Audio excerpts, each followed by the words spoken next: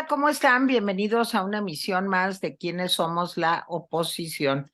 Y fíjense que hace algunas semanas tuvimos el gusto de platicar con el diputado Ildefonso Guajardo. Ustedes saben, él fue secretario de Economía, además no nomás un ratito, fue secretario de Economía 6 años.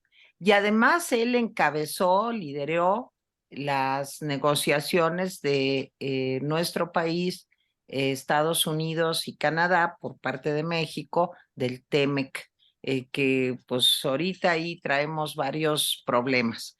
Y además en estas semanas pues resulta que Ildefonso Guajardo lo pudimos ver en esa pasarela que hubo de aspirantes del PRI a la candidatura, no solo del PRI, sino de la alianza PAN-PRI-PRD, pues a la presidencia de nuestro país en el 2024.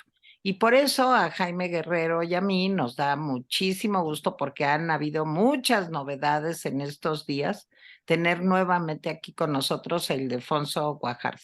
Ildefonso, te damos de veras una calurosa bienvenida. ¿Cómo estás?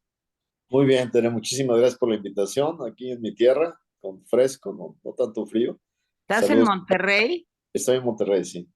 Ándale, ¿y si ya hace frío por allá? Estuvo haciendo mucho frío y mucha lluvia la semana, al inicio de la semana, ahorita ya está no tan frío, Ok, qué bueno, afortunadamente. pues bienvenido. Jaime Guerrero, pues comenzamos. Comenzamos. Bueno, te queríamos preguntar de varias cosas. Ildefonso, primero, darte las gracias por estar con nosotros. Segundo, te queríamos preguntar cómo anda el TEMEC, porque pues está esta cuestión energética, está la cuestión de los automóviles y ahora hay algunos legisladores norteamericanos que piden la cuestión del maíz también.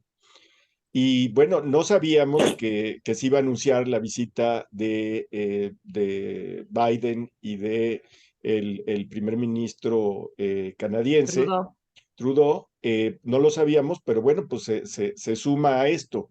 ¿Cómo ves todo este asunto de relaciones, sobre todo porque vienen? ¿Cómo ves todo esto? Mira, la verdad es que me empieza a preocupar un poco la recurrencia a temas que pues están en el conflicto y que sin duda, si continuamos en esta línea, pues será otra controversia importante y muy seria. La parte energética, te dije, Jaime, de alguna manera todo el mundo está preguntándose, bueno, ¿por qué Estados Unidos, si es tan importante la violación de materia energética, no ha pedido el establecimiento del panel? Porque pues, tiene el derecho de hacerlo Así es. después de 5 días de consulta. Entonces estamos en un periodo, digamos, informal, extendido de consultas. Y la verdad es que Estados Unidos puede disparar el panel cuando le plazca. Acuérdense que cuando nosotros tuvimos la controversia del transporte, pues lo llevamos pateando como, ¿qué será? Como 3 años prácticamente. ¿Qué es lo que estoy viendo aquí? Estoy viendo que primero no lo iban a disparar antes de las elecciones intermedias. O sea, armar un conflicto donde la respuesta del gobierno de Morena en México pudo haber sido al echarle más lumbre al tema migratorio o calentar más los temas en materia de crimen organizado.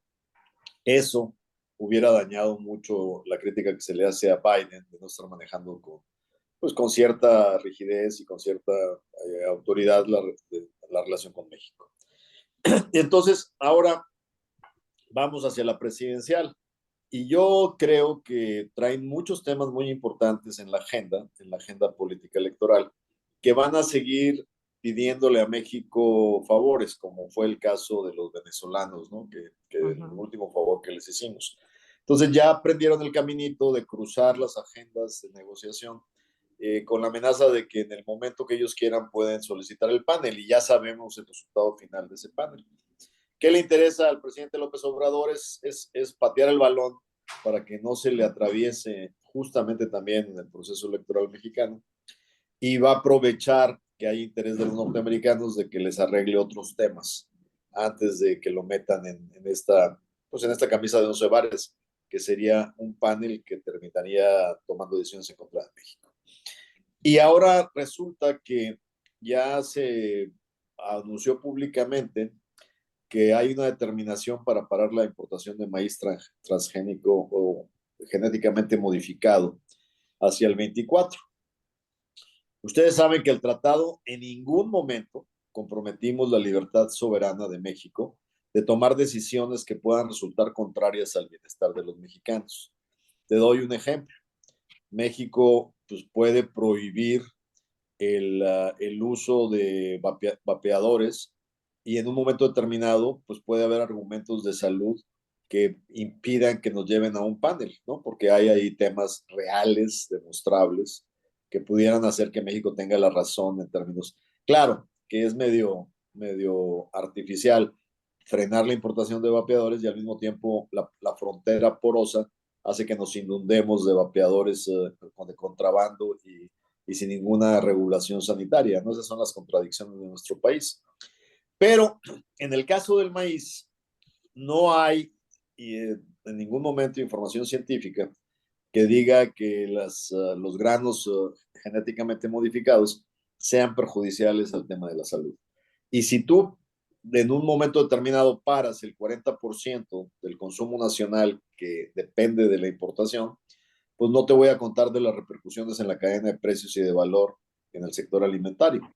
Además, que otra vez estaríamos en un pleito políticamente más caliente que el energético, porque los senadores y diputados republicanos de zonas maiceras, como es el estado de Iowa, tienen mucha antigüedad, lo que se llama seniority, en el Congreso y en el Senado. Estamos rumbo a un tema de encontronazo muy fuerte. Y además pone en riesgo la balanza agroalimentaria que es a favor de México en esta relación. Hoy tenemos casi 4,000 millones de dólares de superávit. Les vendemos, somos los principales vendedores de productos frescos, bell peppers, berries, aguacates, tomates. Y si nos peleamos con el sector primario, pues los coletazos pueden estar muy duros. Entonces, pues parece que vamos a una ruta pues, de encontronazo con encontronazo. Simple y sencillamente, porque de repente decidimos tomar decisiones, pues o no leímos bien el tratado que firmamos o estamos pues intencionalmente generando conflicto. Pero fíjate, Ildefonso, eso que acabas de decir es muy importante. Pues ellos estuvieron ahí cuando Así se negoció el TEMEC. Digo, ahí estuvo claro. el señor Seade y bueno, aparentemente pues todo fueron loas y felicitaciones, aunque sabíamos que tú llevabas y encabezabas la negociación, pues el señor Seade se llevó, digamos, como las palmas por haber negociado. Y ahora, lo que a mí me parece muy extraño, pues es que empiecen a brincar temas en donde, pues parecería, como tú dices, que no se fijaron. Nada más que en este momento económico de nuestro país, con la inflación, que sí, que ya bajó tantito, que no vamos para arriba rápidamente, pero inflación, tasas de interés altísimas que parece que van a seguir subiendo. El informe que ayer se dio a conocer de que último trimestre, pues la economía creció menos de lo que se había pronosticado. ¿Cómo ves también todo este entorno? O sea, ¿se avecina tormenta, Ildefonso?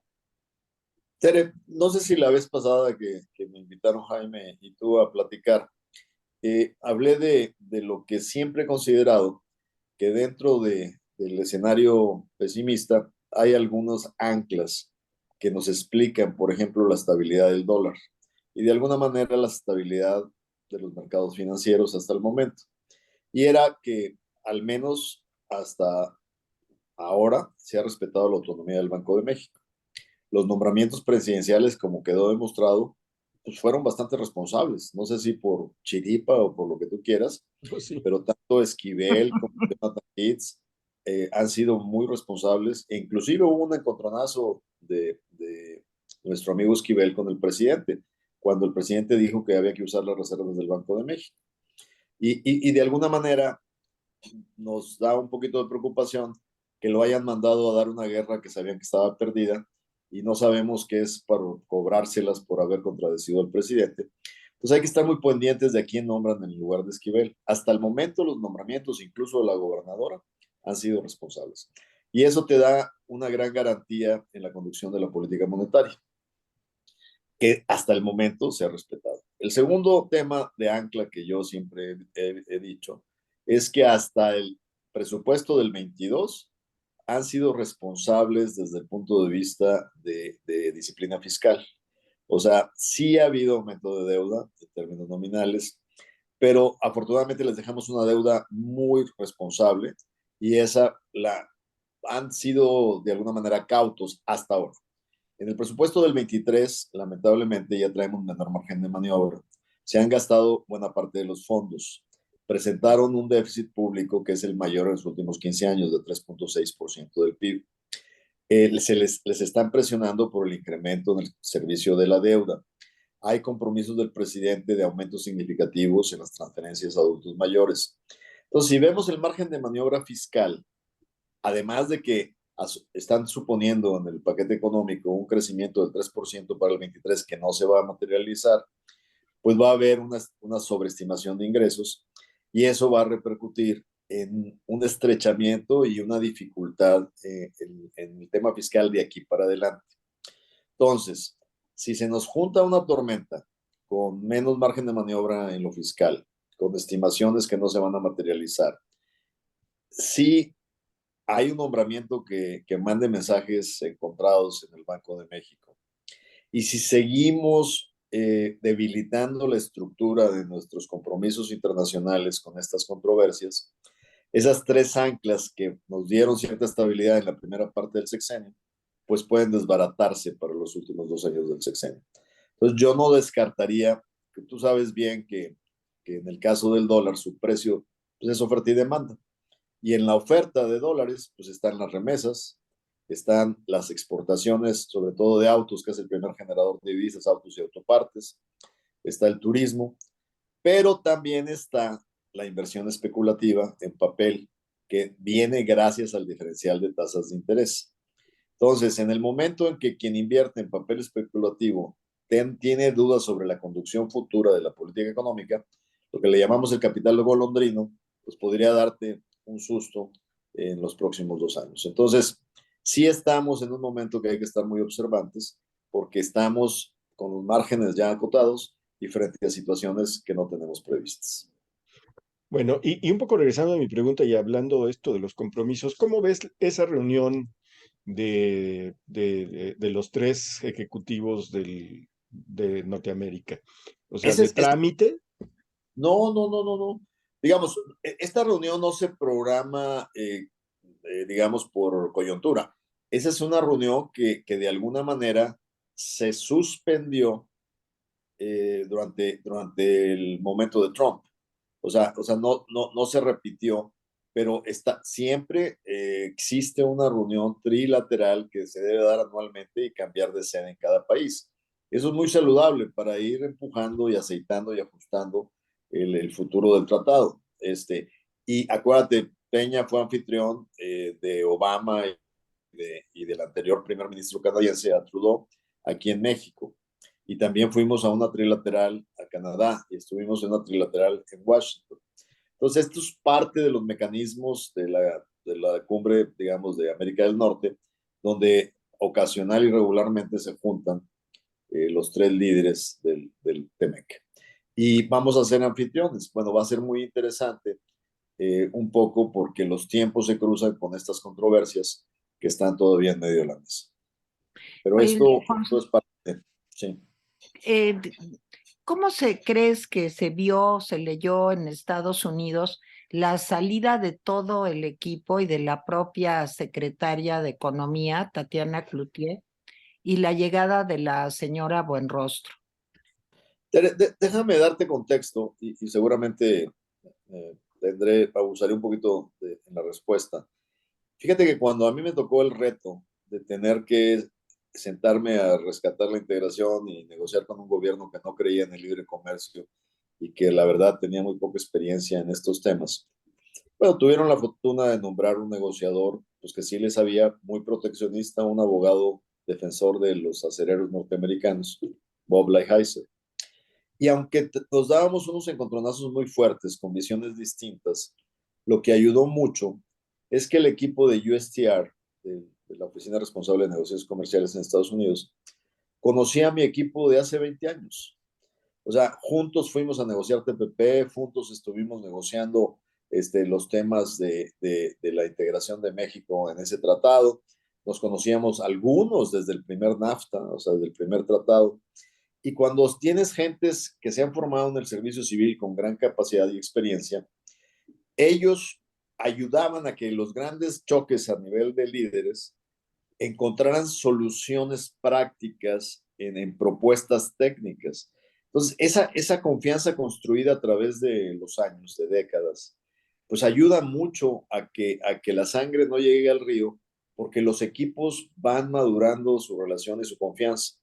Entonces, cuando tú llegas, digo, obviamente no pasa nada cuando cambias un secretario de Estado, pero si cambias a la subsecretaria técnicamente encargada, y luego no solo cambias a la subsecretaria, sino que de un plumazo sacas a 9 de los principales ejecutivos de la relación, pues imagínate cómo reaccionaron en Washington.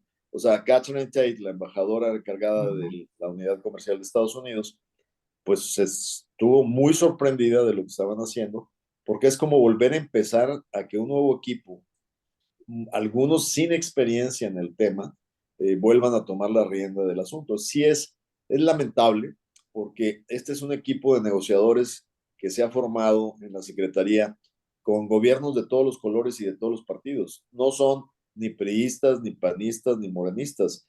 Es un capital humano del Estado mexicano formado en el Ejecutivo en un área de alto nivel de especialización. Entonces, esto pues te retrasa la curva de aprendizaje y de alguna manera, pues la experiencia en los procesos es fundamental. O sea, digo, cuando a mí Lighthizer me quiere amenazar y me pone los aranceles de acero, pues yo ya me sabía el libretito porque eso ya les habíamos contestado antes y yo sabía cómo habría que contestarles para que las cosas funcionaran, ¿no? Pero además la señora Buenrostro pues no tiene ninguna experiencia. Seguramente lo hizo muy bien en el SAT, pero no parece, hasta donde yo sé, que tenga experiencia en una negociación internacional, ¿no? Mira, no es la primera gente que llega sin experiencia en negociaciones internacionales a la Secretaría de Economía. Yo te diría, por ejemplo, que, y incluso también hay que aceptar que se nota la velocidad con la que haces acuerdos. Si te fijas, de los 13 acuerdos de libre comercio que tenemos en el mundo, con más de 50 y tantos países, el NAFTA, el de Japón, el de Unión Europea, el que tuvimos primero individuales con los países sudamericanos. La mayor parte de ellos se arrancaron a partir de que hicimos el NAFTA con el gobierno de Salinas y luego de Cedillo. Y luego ya se cerró Japón en el gobierno del presidente Fox, se arrancó Alianza del Pacífico en el gobierno del presidente Calderón y la cerramos nosotros. Y también nosotros hicimos la modernización del acuerdo con Europa. Entonces, pero de alguna manera era la misma convicción y la importancia de la integración de México económicamente con el mundo. A la hora que entramos, pues es evidente que el capital humano para eso se utiliza. Probablemente el presidente con sus nuevas afinidades con Lula o con sus nuevas afinidades con Fernández en Argentina, pues quiera promover libre comercio con esos países. Pero el punto fundamental, al no tener un equipo especializado, pues imagínate, le dimos acceso a la carne argentina sin pedirle que aumentaran el acceso de autos, exportación de autos mexicanos o autopartes argentina, ¿no? Entonces, pues ahí se nota la ausencia de la experiencia en materia o sea, de negociar esto por esto, ¿no? Y en el caso de Brasil, pues inclusive el presidente Calderón había hecho un compromiso para hacer el acuerdo con Lula y no pudieron avanzarlo porque el sector privado pues no estaba consolidado en el cuarto junto y haber puesto de acuerdo a quienes se veían en riesgo como los agricultores frente a los que se veían en ganancia como los manufactureros. O sea, requiere de conocimiento de sectores, requiere de confianza de los sectores productivos, pero parece que ahora no se escucha a los agentes involucrados, a los que puedan ser beneficiados o perjudicados a la hora que tomamos decisiones públicas. Bueno, un poco con relación a eso. eh, Me da la impresión de que a medida que las cosas no le están saliendo a esta administración, porque no le están saliendo, o sea, la verdad es que ha sido una administración pues muy fracasada en muchos aspectos. Esta administración se está radicalizando no en el mal sentido, es decir, se entronizó con lo de energía en lugar de empezar a negociar. ¿Tú ves ese proceso eh, o crees que todo es producto de la casualidad? Yo sí veo un proceso, pero ahí, Ildefonso, tu opinión. ¿Y cómo puede repercutir eso más adelante? A ver, yo creo que no es la primera vez que vemos el inicio del cierre de un sexenio. Y eso, por más, por más diferente que sea el gobierno que se eligió en el 18, pues sigue patrones muy similares de los ciclos políticos en México. O sea, un presidente rumbo al cierre de su sexenio, pues no tiene la misma fuerza política que tiene en los primeros 3 años o 4 años de su mandato. Y esa historia la hemos visto recurrente, ¿no? O sea, la nacionalización de los bancos, la rebelión zapatista, o sea, son síntomas de lo que significa el inicio del proceso de transición, y más ahora, cuando con tanto tiempo se lanzaron estas famosas corcholatas, ¿no? Entonces, sí coincido contigo que vamos a tener estos 2 últimos años a un ejecutivo que, primero, va a aumentar su desconfianza frente a todos, inclusive muchos de sus aliados. Muchos de sus aliados van a empezar a analizar un poco el horizonte y cómo están los esquemas para el cambio. Y adicionalmente, sí se va a recrudecer un poco aislamiento, no escuchar y estas decisiones, como por ejemplo pues la marcha del domingo, ¿no? Que parece ser que se nos olvidó cómo lo hacía el PRI de los 70s, ¿no? O sea, llenábamos el Zócalo, pero pues la mala noticia es que se pueden llenar plazas y se pueden perder elecciones, ¿no? Claro. O sea, porque realmente es una dinámica diferente. Entonces, sí coincidiría contigo. Y este tema del maíz es un muy buen ejemplo que en lugar de preocuparnos por no seguir abriendo frentes de controversia, vamos a seguir en esa ruta. Oye, Ildefonso, y en medio de este panorama del que hemos estado hablando, situación económica complicada, un problema de violencia que no le vemos fin, militarización del país, en fin, ¿cómo te decides a buscar la candidatura presidencial? O sea, a ver, explícame, porque es un momento especialmente complejo. Justo es por eso. Es lo que te iba a contestar. Justo es por eso. Te diría que lo único que me ha enseñado la vida es que a veces eh, estás en el momento oportuno, en la circunstancia oportuna. Me pasó con el tema de la negociación del TEMEC.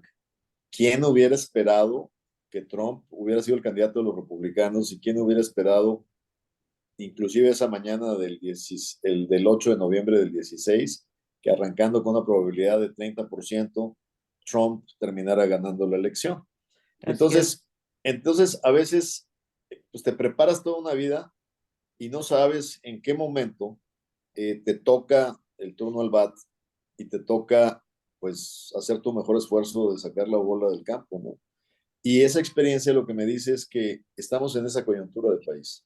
O sea, sí he sido beneficiario de la educación pública, he tenido el privilegio de las becas que me permitieron estudiar en el extranjero y he dedicado mi vida al servicio público con una experiencia de 40 años.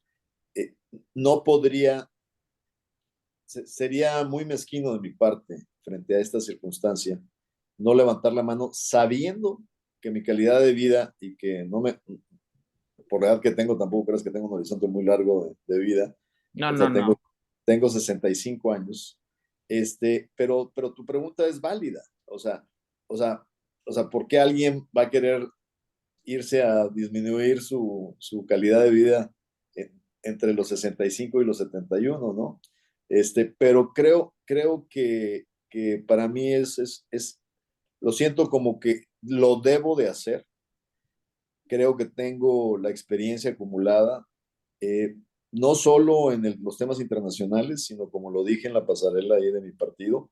O sea, he caminado las calles, he tocado las puertas, he conocido pues el sufrimiento de la gente, lo he transformado en ideas de políticas públicas. Y eso creo, y lo he dicho en varias veces, pues me hace primero alguien quien es todoterreno.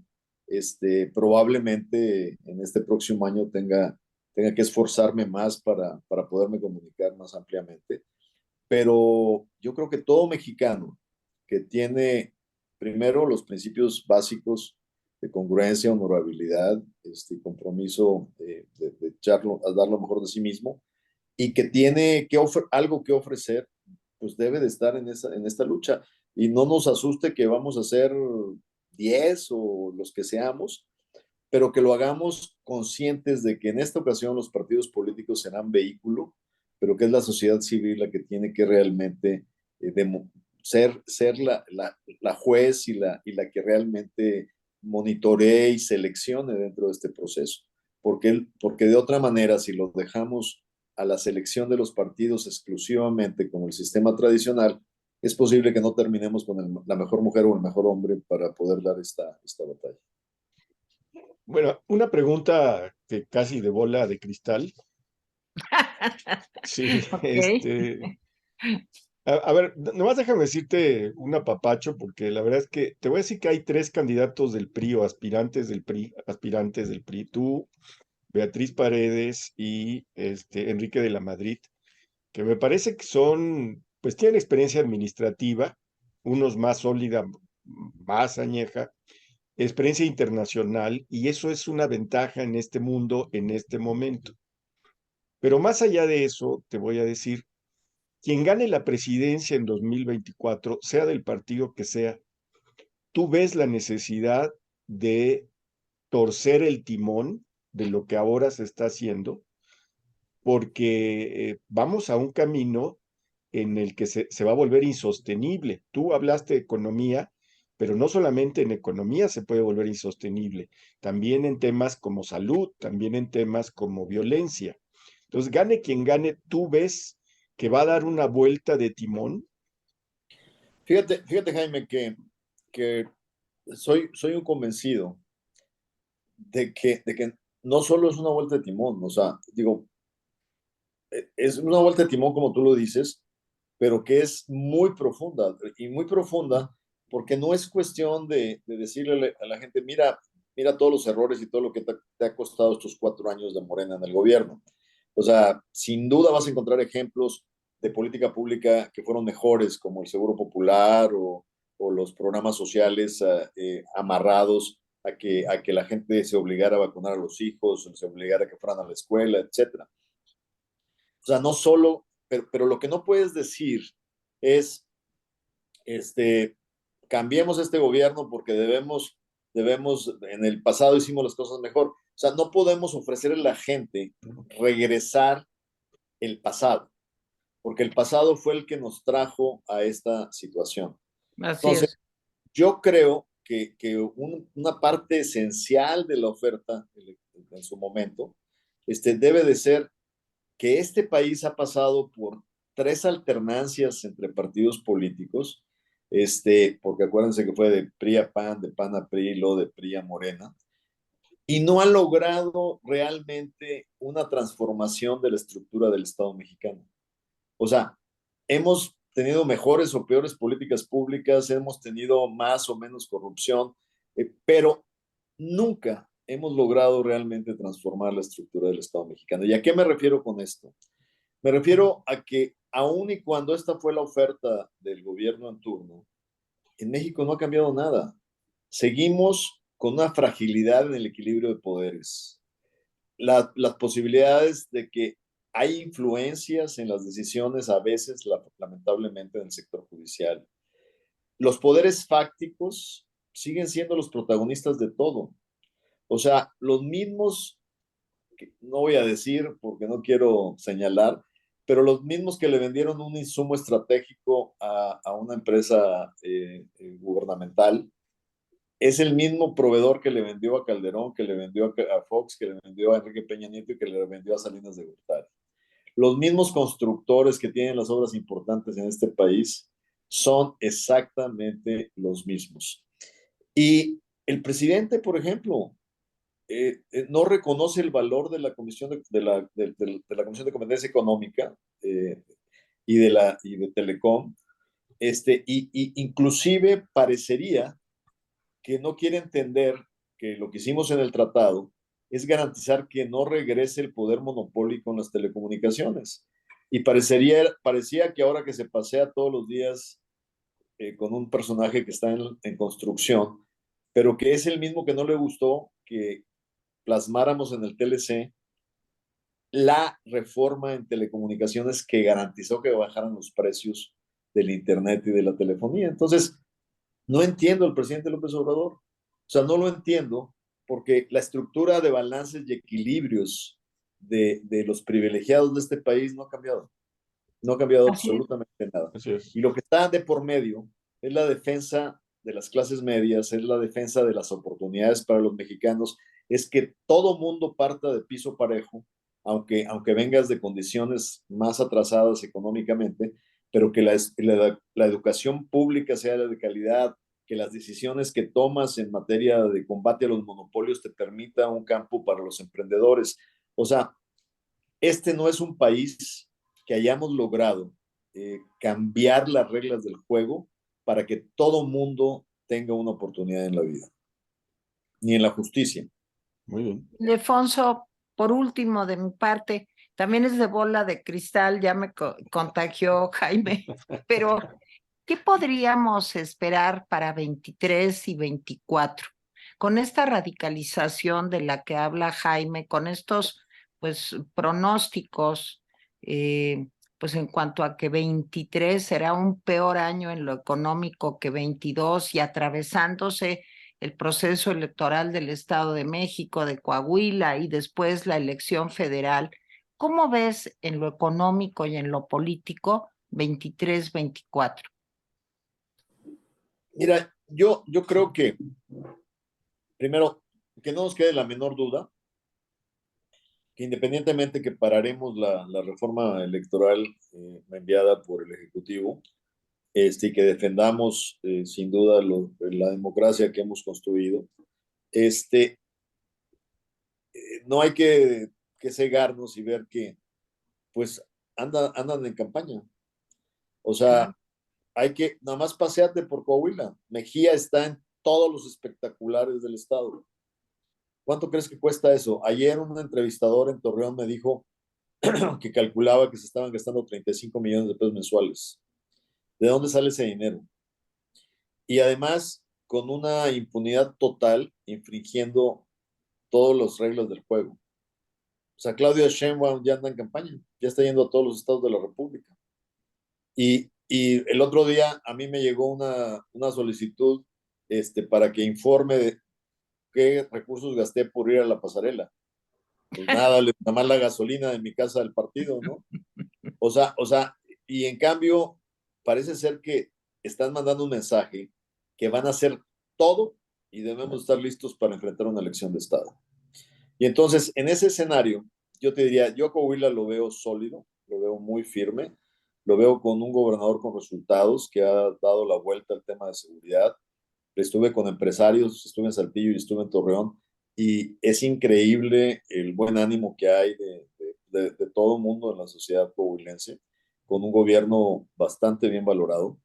Y parece ser que vamos a observar mucha unidad en torno al candidato que confirme el PRI en el estado.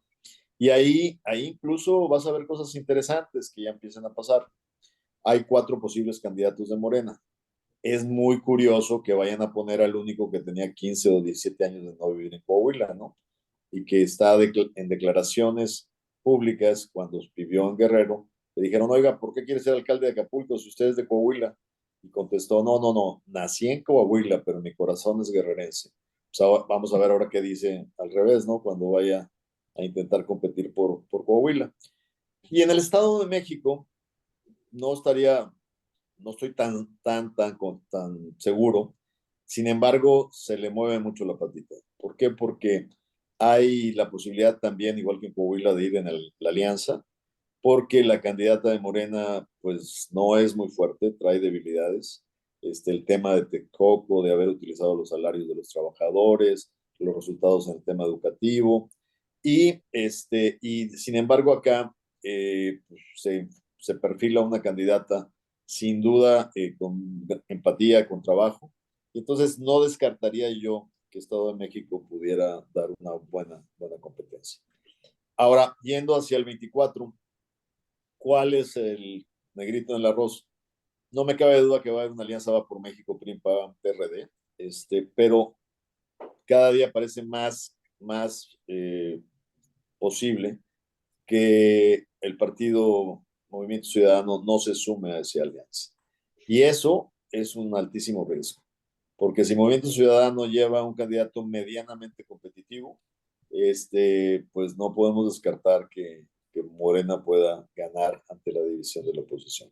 Entonces sí me preocupa el 24 en cuanto a la conformación de esa alianza y cómo nos organicemos para, primero, el proceso interno de Va por México, que yo creo que debe de ser muy abierto.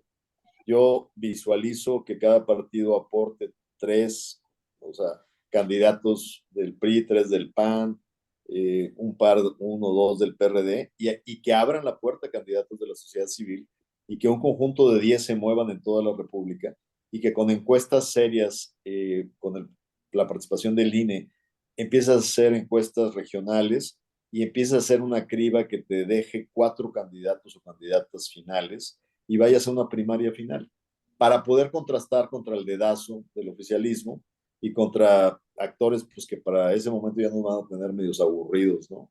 En sus recorridos Ya nacionales. nos tienen aburridos. No nos van a tener, ya nos tienen. Muy bien. Jaime. No, pues nada más agradecerte, Ildefonso. La entrevista estuvo muy interesante, como siempre. Y la verdad es que, pues como siempre te decimos, que no sea la última vez, Ildefonso. Gracias por la invitación. Sí, Encantado Ildefonso, de y que acompañarlos. tengas mucho éxito y ojalá, pues, un hombre como tú, con la experiencia, con la madurez, con la serenidad que ves las cosas, pues llegara a gobernarnos en México. De veras que sí. Un hombre o una mujer, claro, Claro, claro. pero, en fin, ya estamos hartos de las ocurrencias, de las improvisaciones y de las ganas de destruir lo que, como tú dices, hemos construido con mucho esfuerzo. De veras, Muy bien. muchas gracias, Ildefonso. Y como dice Jaime, que se repita. Y a Nos vemos ustedes, pronto. muchísimas gracias por habernos acompañado en este programa con la presencia del diputado Ildefonso Guajardo. Y nos vemos aquí en un programa más de ¿Quiénes somos la oposición? Muchas Hasta gracias. luego, Ildefonso. Gracias. Gracias a Dios, ustedes por la Jaime, invitación. gracias. Hasta Bye. luego.